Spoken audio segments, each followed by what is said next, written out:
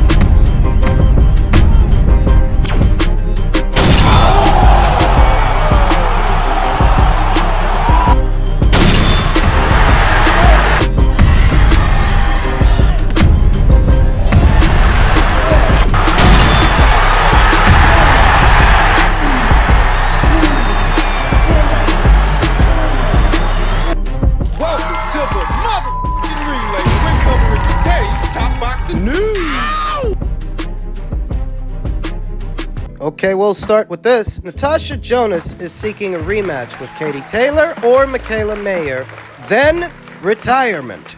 Natasha Jonas already has one big fight lined up for the coming year, and she's hoping that at least one more will follow. Jonas, the unified IBF and WBC welterweight champion, will take on WBA lineal champion Lauren Price on March 7th at the Royal Albert Hall in London.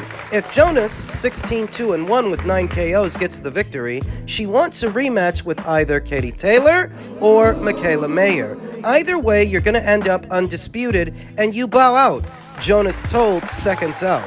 Taylor, 24-1 with 6 knockouts, is the former undisputed champion at lightweight and undisputed at junior welterweight. She is coming off a hotly contested, hotly debated, unanimous decision win over Amanda Serrano on the Jake Paul vs. Mike Tyson undercard in November. Mayer, 20-2 with 5 KOs, has the remaining world title at 147. The WBO title she won with a majority decision over Sandy Ryan in October. Jonas says her top pick of the two is Taylor. She's beat me twice. I just want one win, Jonas said with a laugh. And I believe I'm a better boxer than the last time we fought. I also believe that the time we fought was behind closed doors. It was COVID times, and we deserve to have a crowd. Jonas and Taylor first met in the quarterfinals of the 2012 Olympics, with Taylor winning on points. They fought again in May of 2021, this time as professionals, and Taylor defended her lightweight championship with a narrow but unanimous nod. Jonas soon moved up in weight and found more success, taking out Chris Namis in February of 2022, 2 years ago. For the vacant WBC title, she added 2 more wins and 2 more world titles at 154 before moving down to 147, stopping Candy Wyatt in July of last year for the vacant IBF. I've heard Natasha Jonas mention a rematch with Katie Taylor in the subsequent weeks, months, and years that have followed her departure from Matchroom over to Boxer, and it's never seemed a realistic proposition to me that if the focus was getting a Katie Taylor rematch, she should have just stayed put. Stands to reason. By going over to Boxer, you put distance between yourself and Katie Taylor. It's not saying that two fighters have to be on the same side of the street in order to do a fight, because we know that's not true. It's just that Katie Taylor is no ordinary fighter, and when the people at Matchroom are orchestrating plans for her for the near future, it helps to be within proximity. Moreover, their initial meeting doesn't warrant a rematch. I don't remember it being all that close or competitive. It was entertaining. It was a good fight, but I don't think a second one is needed. I suppose the added incentive now is that because Natasha has 2 alphabet titles in the welterweight division, if Katie fought her, it would be a chance for Katie to become a 3-division champion. So there is that.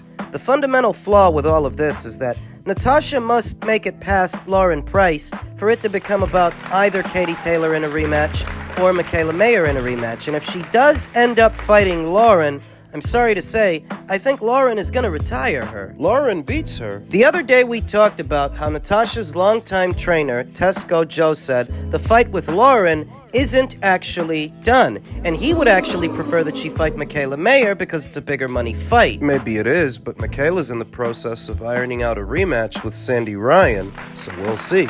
All these fights come with a caveat. They all come with a price. The price for fighting Lauren Price is that she's bigger than you are, younger than you are, physically stronger. The caveat with fighting Mikaela again is Mikaela's not going to come to the UK this time. She's not going to fight you in Liverpool. If you want to fight her, you're going to have to come to America where she'll have the advantage, and she might beat you. A lot of people are already convinced. I'm convinced that Mikaela should have won the first fight. If you do the second in America, she's going to beat you, and that's the catch-22. The fight with Lauren Price is scheduled to go down in the first quarter of next year. Natasha Jonas is set to turn 41 years old in the second, and it very much looks like next year will be her final year in the sport of boxing. If she loses to Lauren, the show's over. You have to have been watching Natasha Jonas's career early on to understand how much she's improved and what she's come from. So many years ago, when she suffered that shock upset loss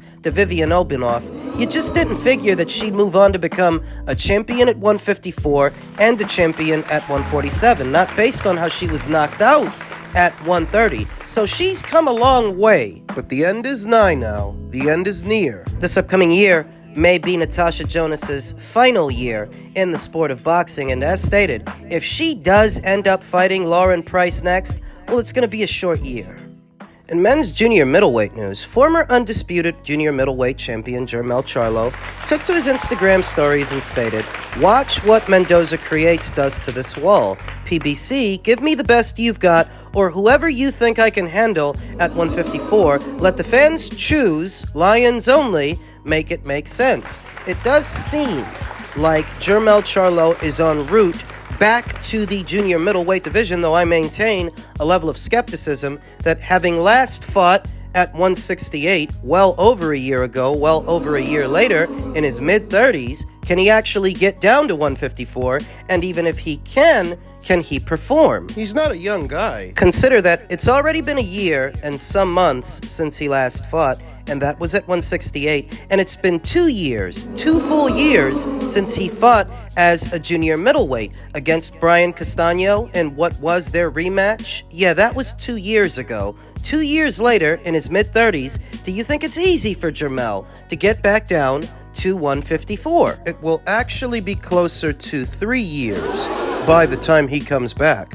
The Brian Castano fight took place in May of 2022. May of 2023 makes 1 year. May of 2024 made two.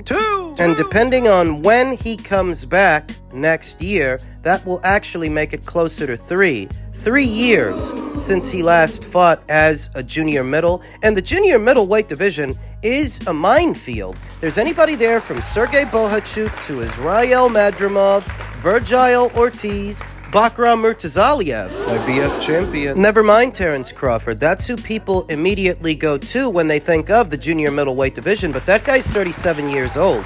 He's on his way out. He's focused on a Canelo fight.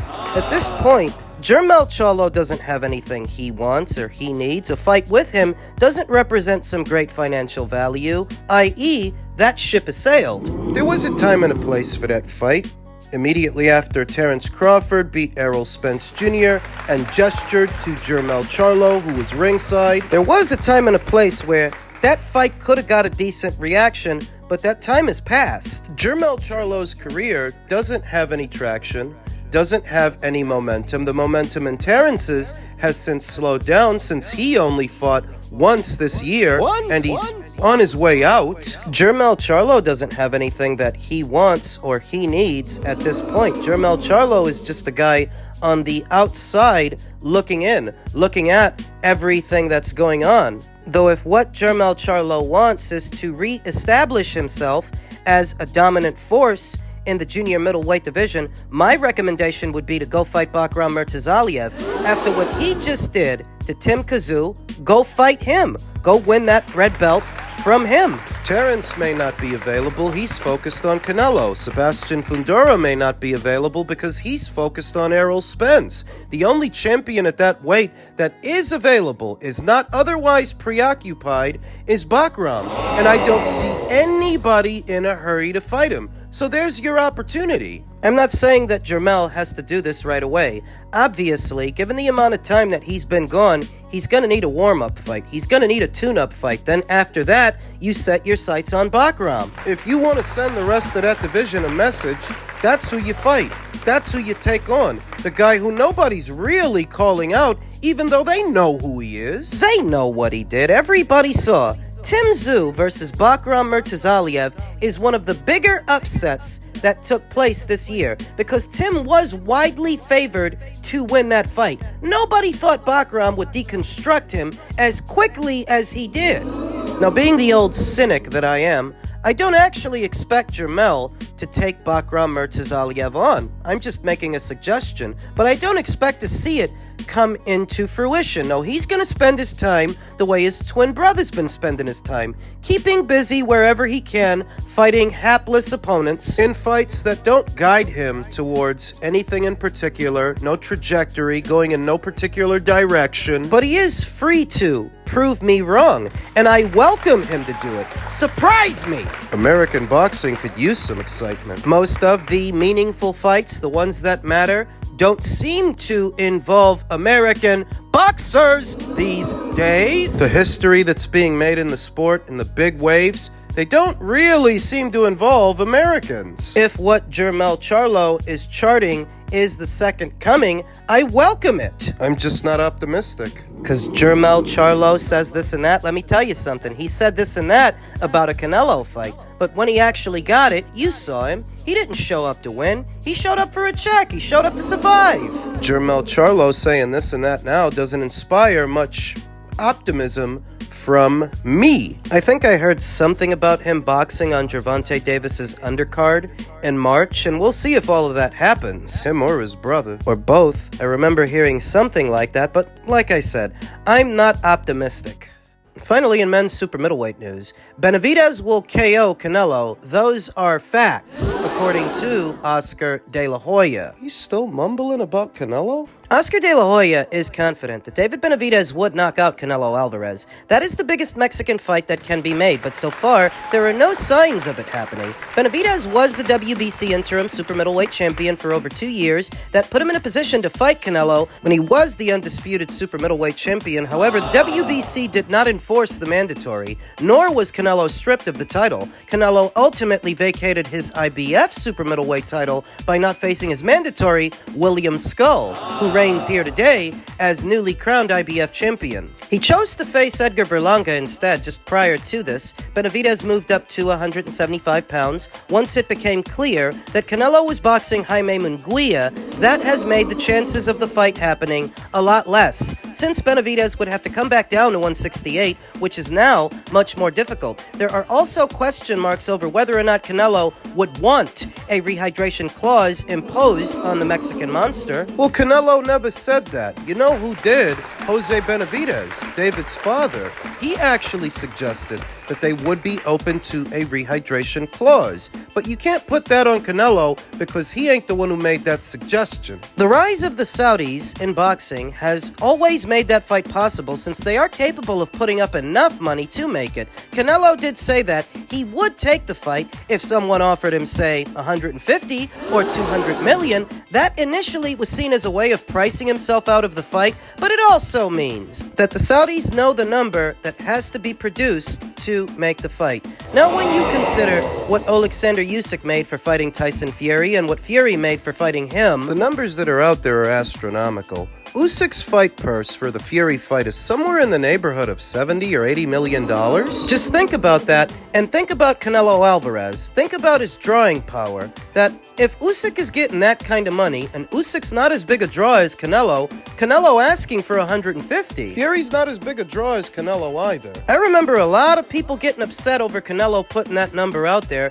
but when you consider that he's already the highest earning boxer without the Saudis, with them, I don't think think 150 million is a crazy number. Not if Usyk is getting somewhere in the neighborhood of 80 or 90. If he's getting that, Canelo getting 150 is not unreasonable. Canelo recently said that he is open to speaking with the Saudis about fighting in the kingdom next year, but Benavidez has turned his attention towards becoming undisputed at light heavyweight. He will face David Morrell on February 1st in a fight between two undefeated fighters. The winner puts themselves in a position to face either Artur Beterbiev or Dimitri Bivol. Those two will rematch later on in the month on the 22nd for the undisputed light heavyweight championship. Beterbiev won the first fight. As Bivol seeks to overturn that loss, De La Hoya was adamant that the Mexican monster would stop Alvarez if Canelo and Benavidez ever happened. Oscar based this on Benavidez's work rate. Yeah, that's the prevailing argument that a lot of people make in association with that fight, that David throws too many punches for Canelo Alvarez. He'd overwhelm him. Saying that he would simply be too much for Canelo. Why do I not agree with that proposition? Well, if you packed the kind of wallop that could stop Canelo, then you would have stopped Caleb Plant, and you would have stopped Alexander Vojtic, but you didn't stop either of them. Canelo has one of the best chins in all of boxing. Why doesn't Oscar factor that into the equation? It's because Oscar's not really evaluating the fight. He's just using it to continue to take shots at Canelo Alvarez. Do you honestly believe that if Canelo were still with Golden Boy Promotions, or if he and Oscar were on better terms, do you think he'd be saying this? No. What else Oscar's not factoring into the equation is the weight at which the contest would take place, because Canelo's still at 168. David ain't gonna dictate terms to him. If he were lucky enough that Canelo finally decided to give him the time of day, what do you think? Canelo's gonna move up for him? No, buddy. You're gonna move down. Back down to 168. I never thought David packed the kind of punch to knock out Canelo Alvarez, much less now that he'd have to kill himself to get back down to 168. Oscar's just talking a bunch of nonsense. I think he knocks him out. Benavidez is a monster. He throws literally an average above 50 to 55 punches per round. Canelo and Charlo in the first round, they threw one punch combined. I'm not talking to you as, oh, I hate Canelo, or oh, I hate Benavidez. No, I'm talking as a boxing expert. Those are the facts. The only facts are that you can't shut the hell up about Canelo Alvarez. You literally mention him in all of your ass clap videos. The only facts are that it's been about 5 years since Canelo left Golden Boy, and we can all see plain as day, you haven't let it go. Oscar continued, that's reality on paper. Now, what happens in the ring when the bell rings, if Canelo lands that one bomb that he always throws, the right hand? I mean, it's sayonara. It's game over for Benavidez. But I think Benavidez, because he's young and strong and versatile and throws a lot of punches, he's gonna cause problems for Canelo. So bullshit. I didn't think David punched hard enough before to knock out Canelo. I definitely don't think he does now, because if he were to try to go back down to 168, it would affect his work rate, it would affect his punch resistance. Doesn't have the style for Canelo. You don't just stand right in front of Canelo, shoulders square, swinging for the fences, putting punches together, because he'll catch you in between. Oscar's not speaking as an expert, he's speaking as a jilted ex who's still mad Canelo left him. That's all it is. So whatever is with Oscar De La Hoya, he's always mad at somebody. When it's not Canelo, it's Eddie. When it's not Eddie, it's Dana. When it's not Dana, it's back over to Canelo. Oscar's just got too much time on his hands.